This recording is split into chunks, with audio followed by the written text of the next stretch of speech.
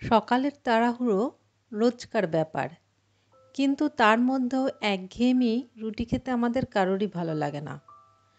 আর সেই জন্যই খুব সহজে বানানো যায় এমন কিন্তু আবার সুস্বাদু ও স্বাস্থ্যকর একটা রেসিপি আজ আমি তোমাদের সাথে শেয়ার করছি। আমি দুজনের মাপে করেছি, তোমরা বেশি জনের জন্য করলে পরিমাণটা মাল্টিপ্লাই হিসেবে বাড়িয়ে নিও। নুডলস হালকা গরম জলে ভিজিয়ে 3 থেকে 4 মিনিট ঢাকা দিয়ে রেখে দিলাম। তোমরা আটা নুডলসও নিতে পারো। কড়াইতে ঠিক 1.5 চামচ সাদা তেল গরম করে 4টে রসুন কুচি ও অল্প আদা কুচি দিয়ে দিলাম। এখন প্রচুর রং বেরঙের সবজি, তোমাদের পছন্দ মতো সবজি দিও।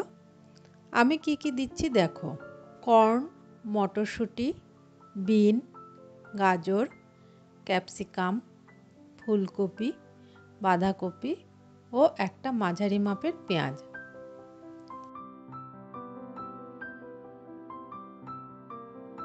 রসুনটা ভাজা হয়ে এলে আগে গাজর, ফুলকপি ও বাঁধাকপি দিয়ে দিলাম, কারণ এগুলো নরম হতে একটু বেশি সময় লাগে।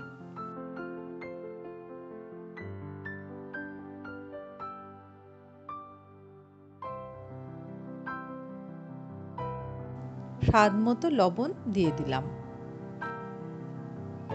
খানিকক্ষণ পরে একে একে বাকি সবজিগুলো দিয়ে দিলাম।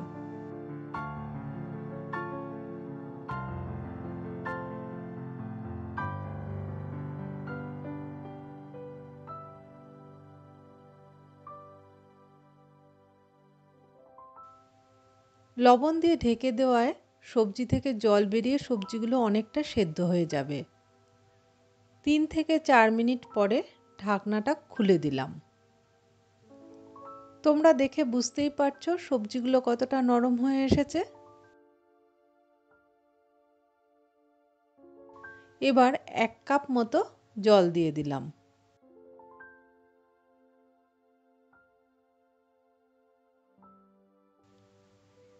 নুডলসগুলো জল থেকে তুলে কড়াইতে দিয়ে দিলাম। সবজিগুলোর সাথে সেদ্ধ হয়ে সবজির ফ্লেভারটাও নুডলসে চলে আসবে। এবার সবজির সাথে ভালো করে নুডলসগুলো মিশিয়ে দিচ্ছি।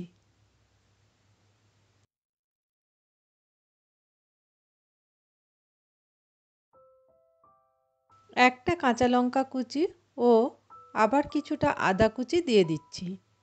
এতে ফ্লেভারটা খুব সুন্দর হবে।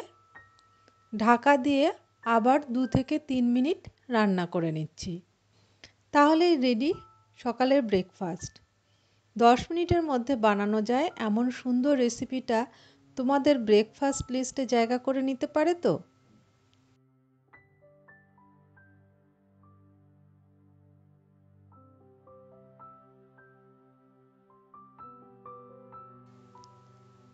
পরিবেশনের সময় ওপর থেকে একটা বাটার কিউব ও ডিম সিদ্ধ দিয়ে সাজিয়ে দাও। বাচ্চারাও রোজ রোজ খেতে চাইবে।